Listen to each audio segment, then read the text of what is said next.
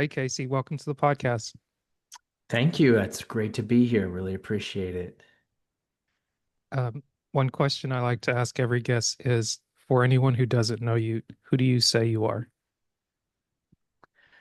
Oh, well, I usually start out just by saying my name's Casey, and I've been married for 20 years, and I'm the father of 9 children. Wow, congratulations. Thank you. I think you're the third person I know of that has 9 kids. Wow. Um, tell me a little bit about that. How was that always the plan? Like, Well, the thing about life is you just never know where you're gonna go. So no, it wasn't the plan. But I had adopted a couple kids in between, and my wife had a couple kids before we were married. I adopted them, and so it just kind of worked out that way. But, as far as continuing to have kids, one of the big focuses for me is, in the Bible, the first command is to be fruitful and multiply. And so, you know what? We just went for it. I like it. And I see behind you, you've got old Mr. Warren Buffett there. Oh, yep, yep. Good on investing, and I think it's so important for people to do make mindful decisions with their money and not spend everything, invest and try to really earn a good return. Mm, I like that. And tell me a little bit about how you grew up. What was life like for you as when you were younger? Well, I came from a family of four. Grew up in Oregon. It was a really wonderful childhood, and I was involved in technology and sports. I really loved basketball. I played basketball and I loved the outdoors. My grandparents would take me hiking out in the woods, a lot of beautiful woods out in Oregon. And I ended up getting interested in finance at a pretty young age because I was involved with tech and computers. My Aunt Mary worked at Intel, and so that got me interested in computers, and she would sometimes bring home computers and we could work on them, and she showed us how to take them apart and things like that. And my dad, who was from the older generation, didn't know much about computers, and so when stock trading went online, he bought a computer because he wanted to trade stocks.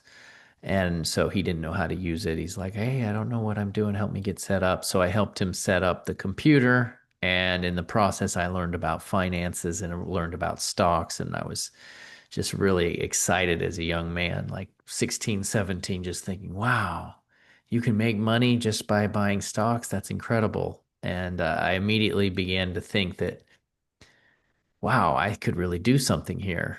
And that's kind of what got me started with it. Nice. So it was more of what you learned at home that led you into finance and being able to tinker with computers. Was there anything in school that was kind of along the lines of that you could follow? You know what? I smile because the school was not my thing. I love learning, but I couldn't get my mind around school. And so I barely finished school. I just couldn't, I just didn't see the purpose in it, right? I couldn't connect, okay, I'm learning this and it's going to impact my career. At that age, it just didn't make sense to me. It's like, this stuff is stupid. I don't understand why I'm trying to learn it. It's boring. Mhm. Um, and I like to read. So usually in school, I would just bring books with me and Mhm. just read and kind of do the bare minimum to get through. Since that time, I've really embraced learning. Mhm. As a business owner, I'm always taking courses and learning, learning things about the markets, learning things about business. But at that time, the only reason I finished school, I would have dropped out. The only reason I finished was because of sports. I just really Mhm. loved playing basketball, and we went to the state tournament my senior year. And Nice. so if I was not playing, I probably would have dropped out. Mhm. Gotcha. And I guess, I mean, it goes to say something about at least being able to do something that you're interested in or find interest in something, because it's like if you don't have basketball or something outside of school, it's like you could be just kind of wandering and like catching on to whatever's kind of floated your way. Yeah, that's true. And I always enjoy trying to accomplish goals and to do things. Like that's one of my strengths. And so it's like, okay, I can still go after basketball. Actually told my mom, I'm like, I'm quitting if I Mm, don't make the team. And so we had tryouts and I ended up making the team and worked out well for everybody. nice. I guess what were did your parents try to push you to like finish school or like go on and do college and things like that, or were they more fostering of the things that you like? They didn't really push it much, and I haven't pushed it too much with my kids either because I know that with college, I think everybody's different. I think Hmm. some people really benefit from it, whereas others don't. And so for me, did actually go to college because I didn't know what to do. Mm, Everybody had something, at that age, you just don't know what you're trying to accomplish. So I went to college and it was not a great idea because I didn't enjoy it. And mm, so I was there for a very short period of time and ended up running into an army recruiter in the hallway because I was just imagining doing something else because I yeah. just could not stand it. So I ended up joining the military and that turned out being a great decision because that was a lot of fun. Mm. How long did you do that? I was in the military for 9 years, and so uh, it was really cool because when you're in the army, you don't pay any expenses, right? Mm, hmm. You They pay for your housing, they pay for your food, they pay for your uniforms. You do have to wear your personal clothing. So I basically lived with no expenses. And so with my newly interested hobby of investing, Hmm. I would put all of my money into the stock market. And so in the early 90s, well, mid 90s, I got in 96. I just threw everything in. Mm, And I was in for 4 years. Actually stayed in for nine, but four active. Then I switched over to reserves. But by the time I was done with my first 4 years, I had been able to accumulate $30,000.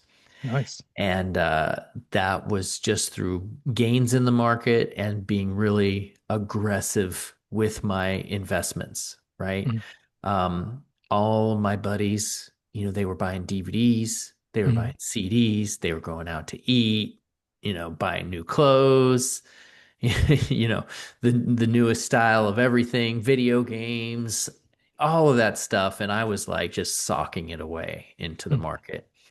And so people would actually sometimes they feel sorry for me because they would, we all lived in a big building. We are, it's roommates and all the my buddies would come by and they're like, "Oh man, they donate clothing and stuff to me because I was like I didn't buy myself anything, Hmm. but they didn't realize that I was secretly getting wealthy." Nice. I guess did any of them ever ask you like, "Hey, what are you doing with your money?" Or like, were they interested in following you? I don't remember actually having any stock conversations at all. I Mm, cannot remember it. I might have explained it to some of them, but yeah, it was so long ago, I don't remember. gotcha. Now I definitely would have been sharing with people like, Mm, "Hey, you guys need to do this." But at that point, I don't know, maybe I just wasn't interested in teaching. got you. But yeah, so and that just kind of goes to show you how powerful it is because $30,000 and 200 a week is what I was making. That's nothing. Mm, And the other thing that's so amazing and why I encourage people to invest is inflation, right? Inflation hmm. is so high. Yeah. Uh, as soon as I got out of the army, I rented an apartment and my rent was $350 a month. And that was in Salem, Oregon. And I haven't done like I could probably go do like a Google search or whatever and figure out what rent is now in Salem, Oregon. Hmm. But it's probably I'd say this in the same type of apartment that I had Hmm. was going. I should go back and do that, but it's probably for like 1200 now, Mm. right? So Yeah. I was paying 350 and now it's going for 1200. I'm just assuming. So what does that mean for inflation and your buying power? Mm. Right? What would have happened with my savings? Like your savings just disappear because of inflation. Uh, Hmm. and so whereas I had $30,000, that might be like $100,000 in today's money. Mm. And so it's just so important. Wages haven't kept up with that, Right. right? Wages don't. So we're losing on the wage front. We're losing on spending power front, but there are ways to stay in the game, and that is through investing, Right. investing and using your money to make money, businesses and things like that. Got you. I guess when it comes to investing, is it, I guess, what are some of the common misconceptions people have? Because initially, when I think of investing, or even when people talk about crypto or different things like that, it's almost like, okay, you have, say you're in the military, you're getting paid $200 a month, and then, or two, was it a month or a It week? was weekly, Weekly. 800 Okay, a month. got Yeah. you. So then, are you putting all of that in the market, and or you're putting as much as you can, and you're living off like the bare minimum, ramen noodles, like same pair of clothes, like just keep them in rotation? Well, I lived like a king because the army paid for your food. Mm. So no ramen noodles for me. The food in the chow hall was amazing. Now, when I did get out, though, Mhm. when I got out, I had a lot of money, but I couldn't break that habit of being cheap. And Mhm. so my first job out of the military was, well, not my first, but one of my first jobs was working at a restaurant. Mhm. And so I was so cheap that I would eat ramen noodles, and a lot of the times I would only eat on days that I would go to work, right? Because you go Mhm. to work at the restaurant, they feed you. Mhm. So I eat at the restaurant while I was at work, eating for free, and then I would like buy nothing for myself. Mhm. That was just how cheap I was. So yes, that's how I was living. But do I recommend that now? No, I recommend people pull out like 10% Right. into investing. Try to live off of um, less than 70%. And that is hard because of the wages have gone down and cost of living has gone up. Uh, Right. so, when I'm looking at a single person trying to get started in the world, I would say that depending on where you live, you probably need to make at least $2,500 a month Mhm. in revenue. And that's hard because entry positions are not paying that much. So Right. maybe you have to work two jobs or three jobs to try to survive. But even if you can afford it, Mhm. still say learn the discipline of living less than what you make. And one of the formulas that I try to use is 10% for investing and Mhm. passive income, 10% for using it to try to make a profit, which is like business building type Mhm. activities, like go buy yourself something and then resell it, or Mhm. spend money on a website and start making money online, just investing in a business, a side Okay. business. And then the last 10% would be forgiving because it's really important to me. I mean, that's one of the things that I really am strongly about is giving 10% of your income away. And there's a saying that says, you reap what you sow, Yeah. right? And it's more blessed to give than to receive. And Right. so if you build that as a habit, it really brings good things your way in life. I like that.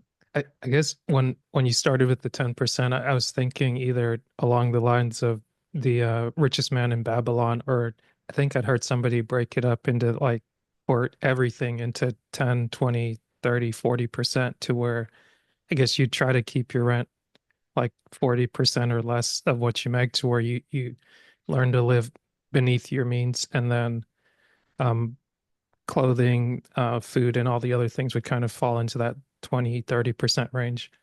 But Yeah. I, I might, yeah, I might look into that because one thing I did recently, I was like, okay, I'd like to better myself with skills. So I went to Barnes and Nobles and I grabbed this book. Is like on automation on Python, learning how to use it as like a simple language model. And it was like, okay, well, this book is, I think it was like $60. And I was like, that seems like a solid investment. Kind of flip through it and see what I can learn, make some time over the weekend and say, okay, if I do it 1 hour a week or 1 hour each time, it, the more I put in, or even the little bit that I put in, it's more than zero. So at the very least, I'm learning something. And I guess that would kind of count as an investment, whether it's a skill that I can use in podcasting or a skill that I can use at work to be like, okay, well, this is technically something that I'm investing in the business, so to speak, and then 10% would go to giveaway and then 10% to save into like a 401k, IRA, that type of thing. Yeah, and leveling up your skills is huge, right? And so that would definitely fall in, to me, that falls in the profit category, self-investment. Mm, I do it all the time, and learning something like coding and all that is great. And especially because you can learn that skill for so many different things. right. I mean, I use coding right now all the time. I didn't learn how to code, but I use an AI tool that codes for me, but I Mm, use that for my business to right. create revenue because I'm building tools that I sell, like indicators and things like that. Mm, So you can use those skills to make money. yeah.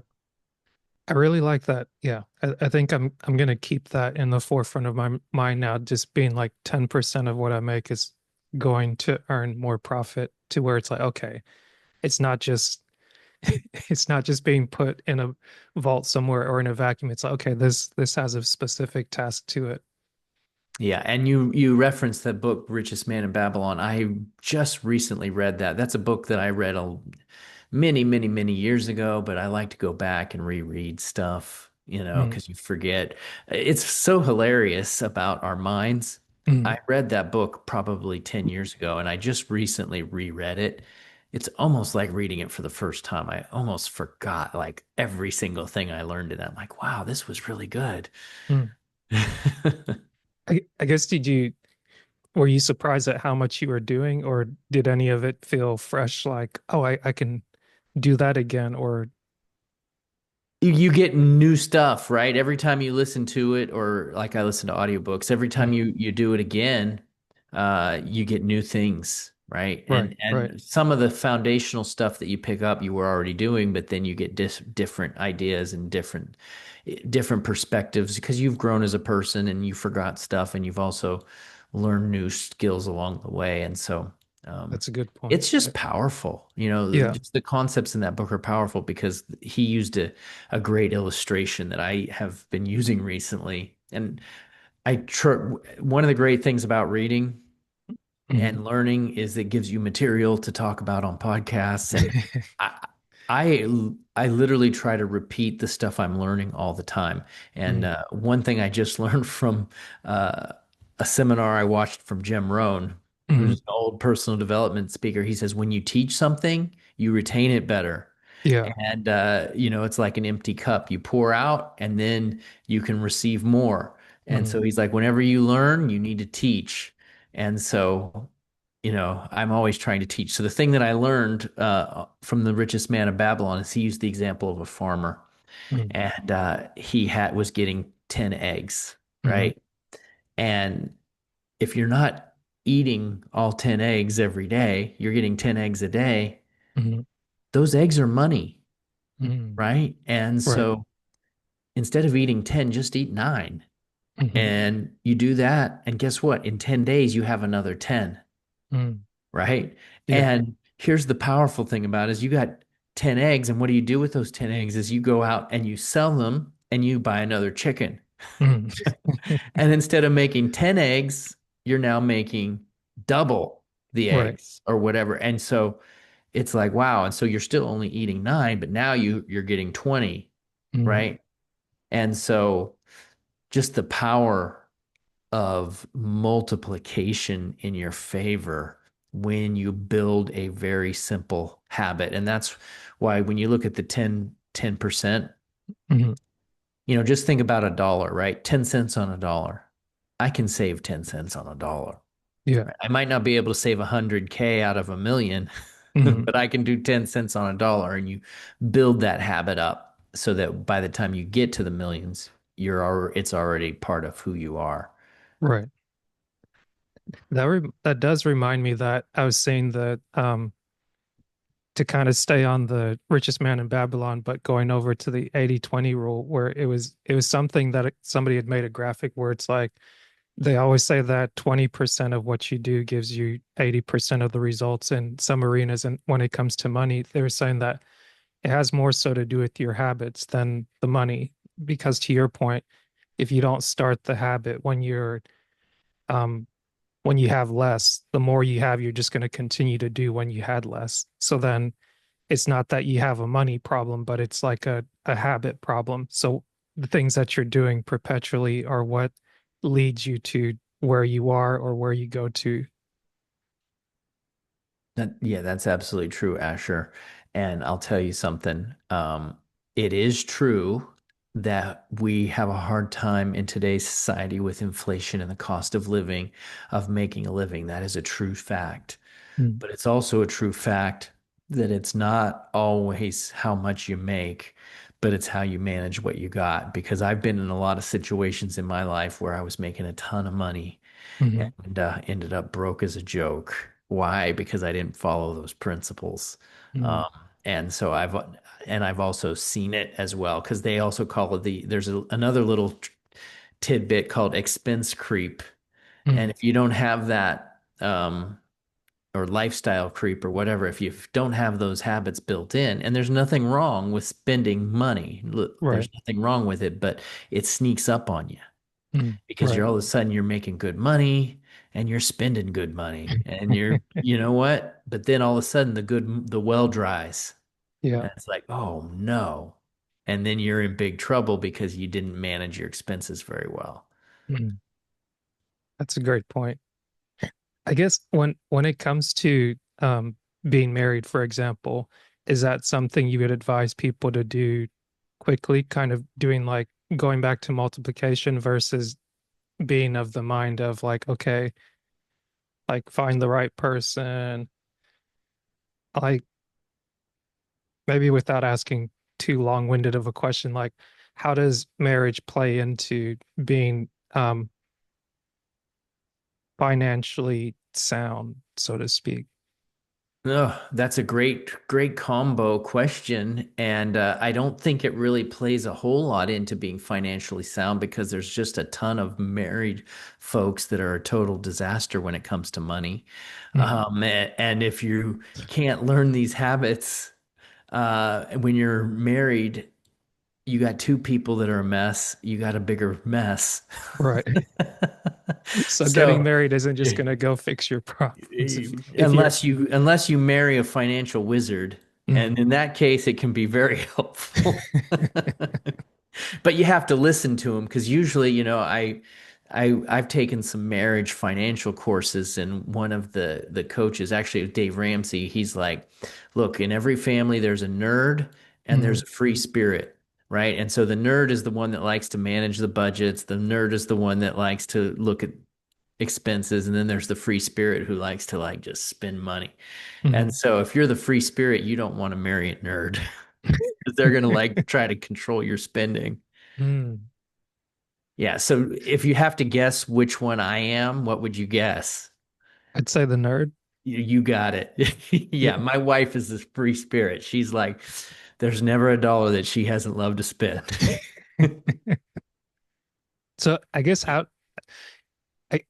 guess to that point it's like in still being able to make sound decisions, because one thing that I found with like trying to be financially literate and at the same time like live life and understand it, kind of meet life where it meets you or meet other people and not be so hard nosed. I guess on the one hand, if I was thinking one way, I'd be like, oh, well, I met this person that's so free spirited, but because they're not a nerd like me, they're just going to spend all my money. So I can't be with them versus like, oh, crap. Okay. I met this free spirit. And well, sorry, Dave Ramsey says we got to split. So I can't be with you.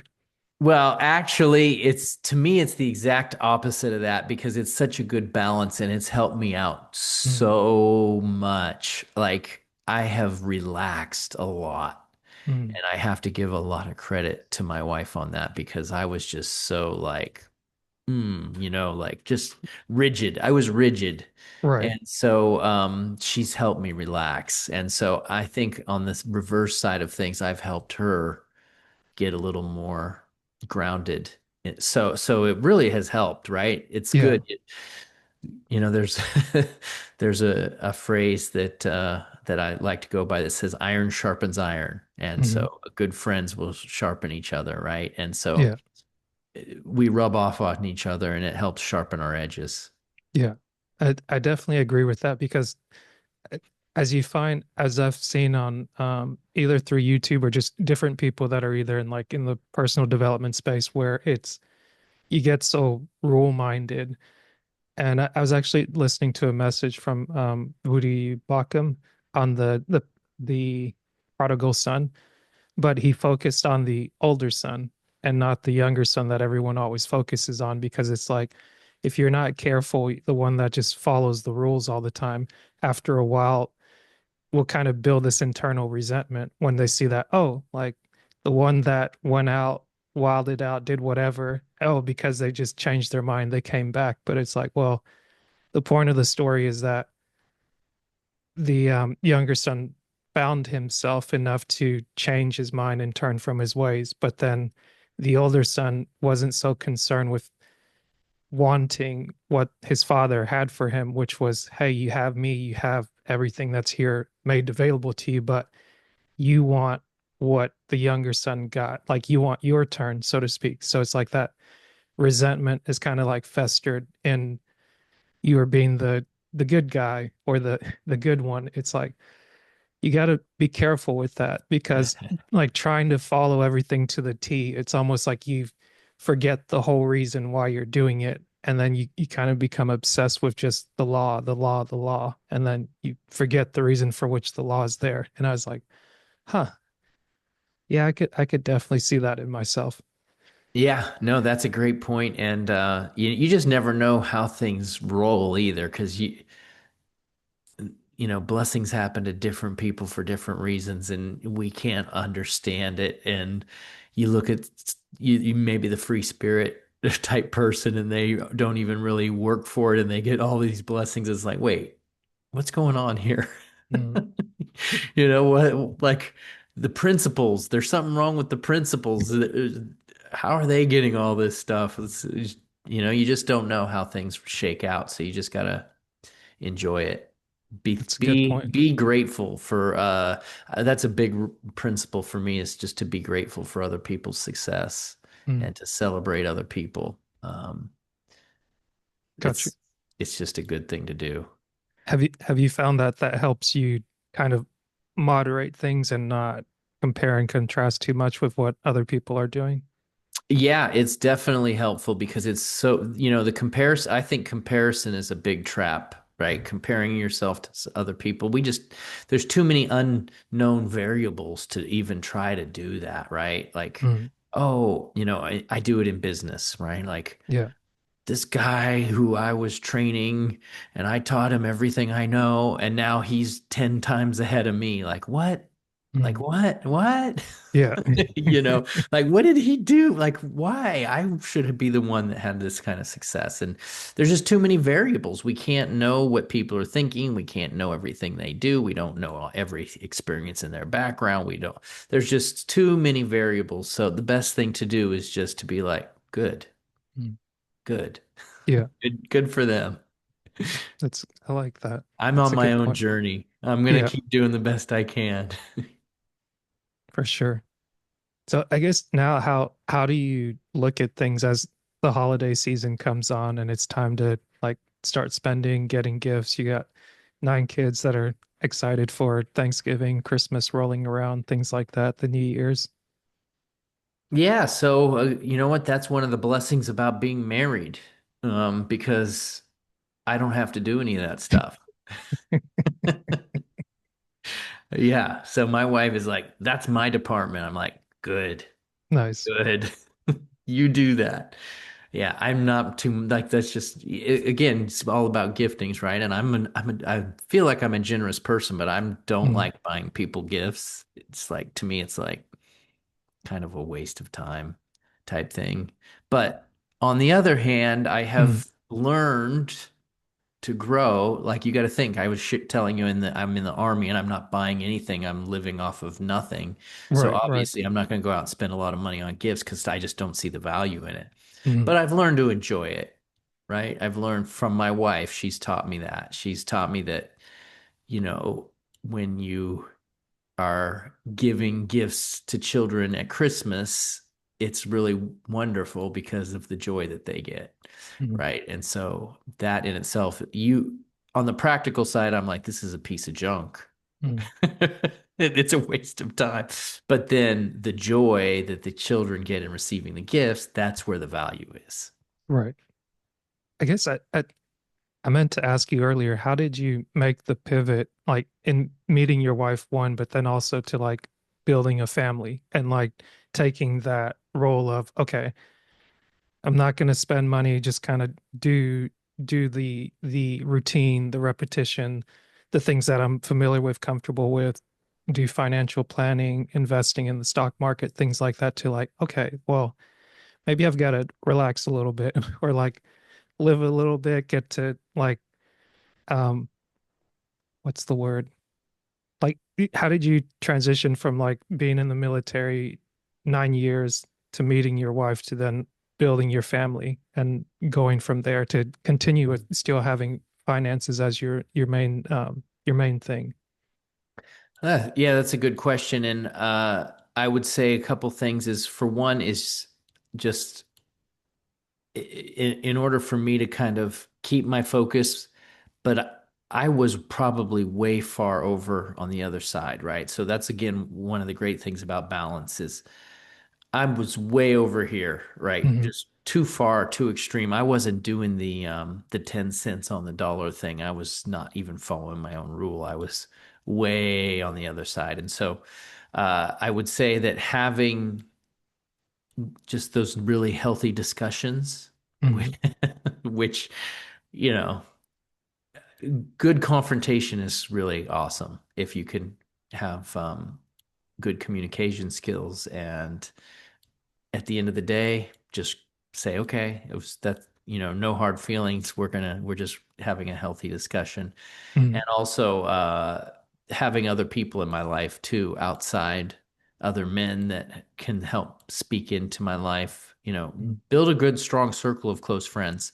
Yeah. Not like a big circle, but a really solid circle. Like if somebody can see things, it's really easy for me to speak in, to another man's life because I can see things that they don't see, and then they can do the same to me. It's Mm. just so easy for me to spot certain things Yeah. and I don't mind sharing it, right? But at the same time, I've got to be willing to receive because there's a lot of areas that I can't see. And so Mm. I can remember several conversations with some men and mentors where they were like, look, you need to relax on your tight grip on your finances because it's ruining relationships. Mm. So the point of getting wealthy is not ever to be at the expense of relationships, right? Mm. Let's think about the most famous story of all, Scrooge, right? Yeah. Like if you see yourself going down that path, you might not even realize that you're doing it, but you have a good friend that says, "Hey, look, you're literally becoming like Scrooge. You need to stop working so much. Mm. You need to stop hoarding all of your money and start enjoying the money that you have." Mm. It's a good point. So I guess it did help in like having the healthy family balance that you had before joining the military and still maintaining that contact and those connections and new people that you brought into your life afterwards. Um, once you left the active service? Yeah, I think family and friend support networks are essential to life. We see right now, look, we see a lot of bad stuff on the news. Hmm. And because people are, I think in America, are living alone more than ever before. And we're isolated more than ever before because of social media. And so we don't have that balance and that circle of people to really help shape us as humans. And you know what? As a human being, if we're left to our own thoughts for too long, we all get jacked up. And we Yeah. really do. You've got to have those people to help get your mind right because Mm. I know for me, my mind, if left alone too long, I get crazy. Yeah. Me too. I guess, is there anything you would encourage people that are maybe listening that are single-minded, thinking, "Oh, I'm in this what's the word people are using now? I'm in my season. I've got to figure things out. I've got to work through things." I mean, granted, people probably have gone through traumatic things, or maybe their family wasn't ideal, but still, um, I think it does go with saying that we're social creatures, and we do need to like make an effort to find other groups to socialize around and like see people face to face in person, like locally, not just online, but to actually go out and learn to deal with other people's intricacies, but still understand the value in like seeing your neighbor, or at least getting to know somebody, and like having them be able to speak into your life and you being able to speak into theirs. Yeah, no, I'm with you on it. And so I think the question is, what would I say to people? I would just say, go out and get out of your comfort zone. Mm. Right? I feel like sometimes when people withdraw, it's because they're uncomfortable with being around people, right? Mm. It's a control thing. They want to control the environment, they want to control everything, so they're uncomfortable uh, letting people in. And maybe it was from trauma, maybe it was from bad family situations. I don't know. Mm. But whatever the reason is, you've got to get some healing. And one of the best ways to get healing is to go out and really get some social interaction, build some good friends, and keep, it's just like investing in that book. You got to invest in your own mental health and uh, take care of yourself. And part of that is having a good, strong social network with really great people. Yeah.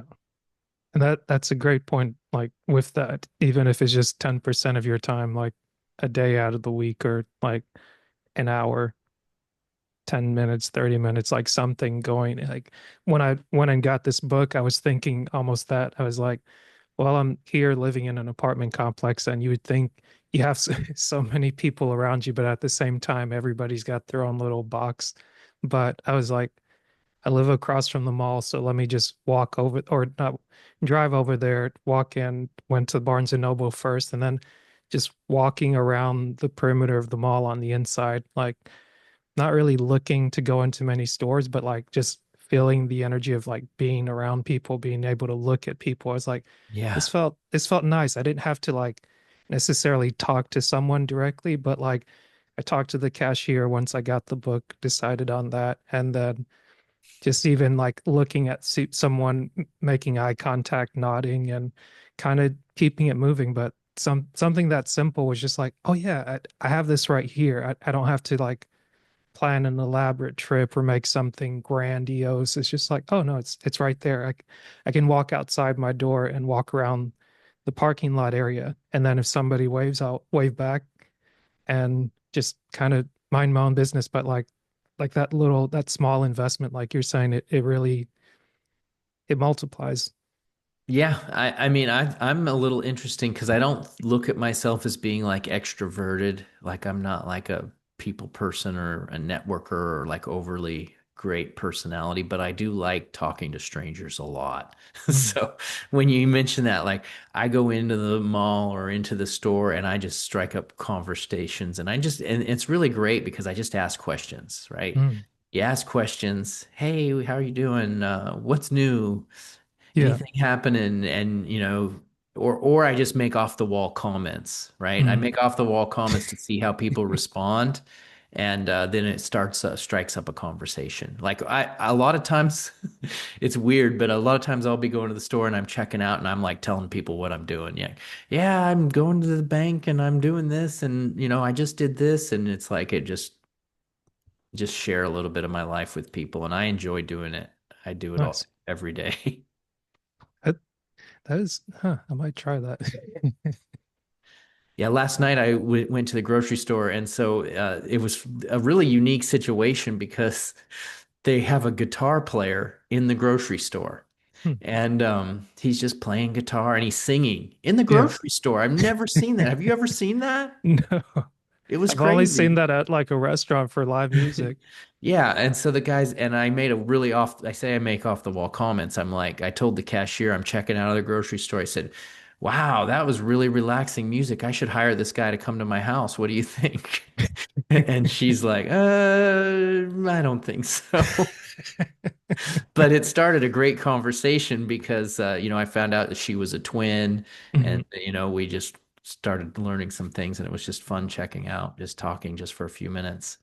That is pretty cool. And it's funny just like making a comment like that and at least acknowledging somebody. And like, you don't know if that makes somebody's day or not, but at least having those small interactions are like people do appreciate things like that because it's otherwise you're kind of just going through the mundane thing. If you're a cashier, you're probably just scanning one item after another. You see one face, you see in 100 faces, and it's like it's just passing the time.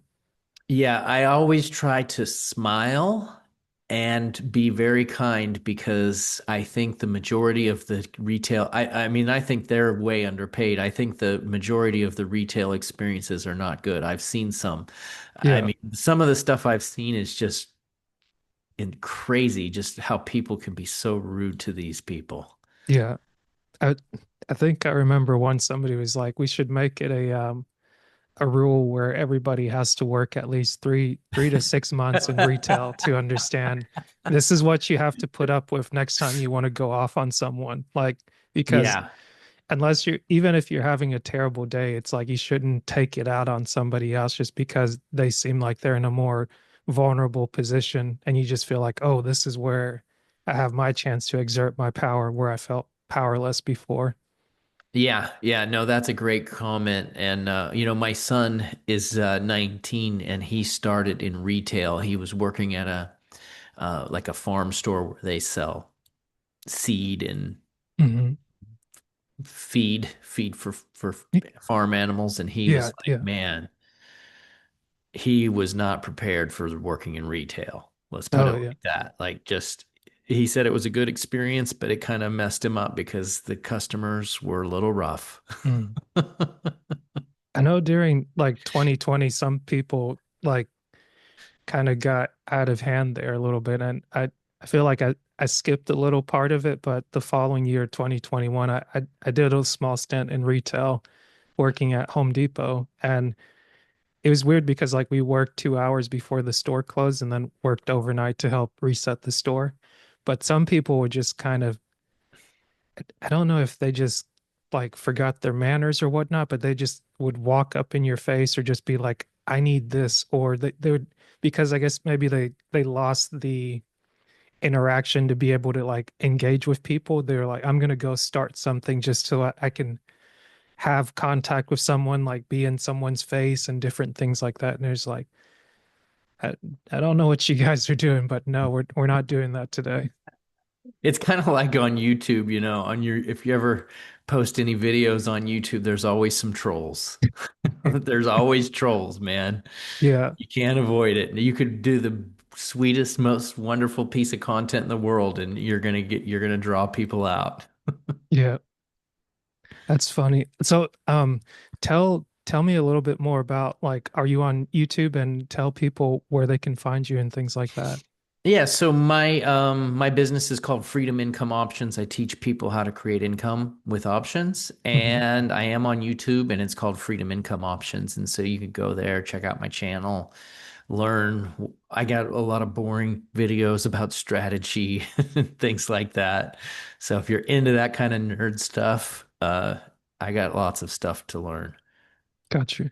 Well, I mean, I guess it depends on the person. Sometimes I guess I'm probably into the nerd type stuff because I know I came across one gentleman that spoke about HSAs, and I've had an HSA for maybe close to 10 years now, but just seeing like how he explained it simply, doing like short clips, 3 minutes or something like that, and just talking about like, hey, here's what's changing and something that's like topical to the point. I think there's value in that, especially like the how-tos and people in the financial space is very helpful. So I agree. regardless of how you see it, I do see the value of it. So I've watched a couple. So I'll Yeah, be and on I your do page. try to break it down with simple language. I Mhm. really do. That's one I don't know how good I do, but that's what I try to do Got you. because it can be overwhelming. Like options trading can be like really overwhelming for people. Yeah, sometimes it feels like you're just looking at spaghetti, but like I understood that. Okay, at the main thing, I know like ETFs are good of what you want. Like mutual funds, maybe stay away from, depending on who you talk to, and then like it seems just like a huge chasm between those two things, and then everything else that comes up in the day to day. But I'm like, maybe day trading is definitely not my thing, but just kind of going personality type versus having an understanding of here's the ultimate goal, here's what we can manage, and kind of go from there to automate it and not have to hover or helicopter around it. Yeah, well, I can give you a quick, really simple investment tip for the listeners. And you mentioned ETF, and so that popped a light bulb over my head. You know, the number one ETF is the SPY, Mm, okay, and that is the S&P 500. It's an ETF with the S&P 500. Well, essentially, that's the top 500 stocks in America. And so they have really smart people and they research this stuff. And when a company starts growing and gets really good and enters into the top 500, they add it. When a mm, company starts shrinking and doesn't do as well, they remove it. So mm, when you invest into the ETF of the S&P 500, you're literally investing in the best of the best, which we talk 80/20 principle, right? So mm, if there's 5,000 companies on the stock market and we're investing in the top 500, you know what? That's why we see the markets are always going up. Right? mm. How's the market doing? Well, the market might not be doing great. The economy might not be doing great, but the Yeah. best 500 stocks are doing great, and those are the ones I want to invest in. So, if you just invest in the S&P 500 and you don't do anything else, you're going to do really well. When I first started, I told you that whole inflation thing. When Mm, I first started, the S&P 500 was trading at 650. Now it's like 6,500. And wow. so it's like, okay, it's done well. Yeah. You know, and so if you just put $10 a week into it Mm, from 1996 till now, and that takes no time or effort, you're going to get a tremendous return and create wealth for yourself. So just do that and you'll do fine. awesome. Well, thank you, Casey. It was a pleasure meeting you and having you on the podcast today. Thank you. Thank you so much, Asher. It was quite an honor to be here. Awesome. Well, we'll definitely have to do this again and then talk, what do we call it? Like post New Year. Okay.